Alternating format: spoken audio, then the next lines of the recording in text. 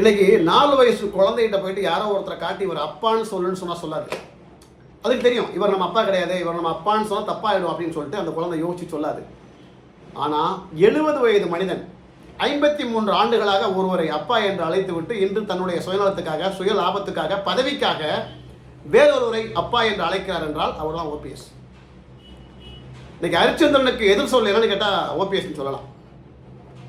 பெரிய குளத்தில் ஏதோ ஒரு சின்ன சந்துக்குள்ளே டீ கடை வச்சிருந்த உங்களை அடையாளம் காட்டி இன்னைக்கு வரலாறு பேசக்கூடிய அளவுக்கு 3 முறை முதல்வர் ஆக்கியவர் தமிழகத்தின் தன்னிகரெல்லாம் முதல்வர் மறைந்த அம்மையார் ஜெயலலிதா அவர்கள்.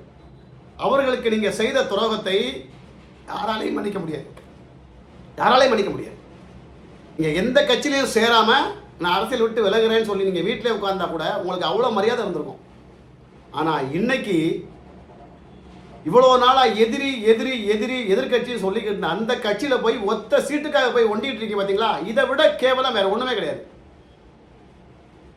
ஒரு குறிப்பிட்ட சமூகத்தில் பிறந்தவர் அப்படின்னு உங்களை சொல்றதுக்கே கேவலமாக இருக்கு. நீங்கள் பிறந்த சமூகத்தில் தான் ஐயா நல்லகண்ண அவர்கள் பிறந்தார். 80 வருஷமாக ஒரே கட்சியில் இருந்தார். அவருக்கு வந்த பல வெகுமதிகளை நிராகரித்தார்.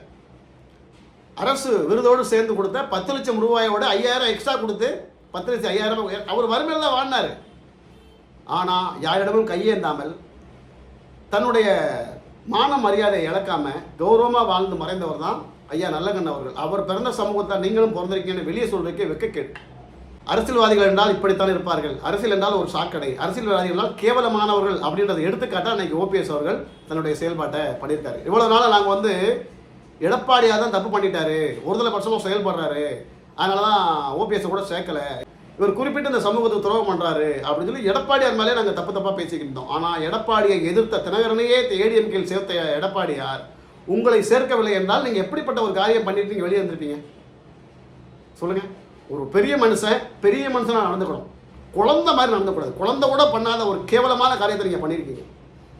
இன்னைக்கு திமுகவில் உங்களுக்கு மாலை மரியாதை இருக்கும், போன உடனே கையெடுத்து கும்பிடுவாங்க. ஆனால் நீங்கள் ஊருக்குள்ளே போனீங்கன்னா ஊர் மக்கள் உங்களை மதிப்பாங்களா, இல்லை உங்களுக்கு பின்னாடி எந்த லட்சக்கணக்கான மக்கள் மதிப்பாங்களா? முதல்ல சொல்லுங்கள். உங்களால் எவ்வளோ ஒரு மரியாதை இருந்துச்சு. இன்னைக்கு வரைக்கும் நேற்றைய முதல்வர்னு சொல்லக்கூடிய அளவுக்கு தகுதியோடு இருந்த நீங்கள் இன்னைக்கு எவ்வளோ கேவலமான செயலை பண்ணியிருக்கீங்க. தயவு செய்து அரசியல் ஆதாயத்திற்காக இந்த மாதிரி கேடுகட்ட செயலெல்லாம் பண்ணாதீங்க. நீங்கள் அம்மையார் சமாதியில் போய் தர்ணா இருந்தப்போ உங்களுக்கு பின்னாடி நான் தான் இருந்தேன், என் பின்னாடி பல பேர் இருந்தாங்க.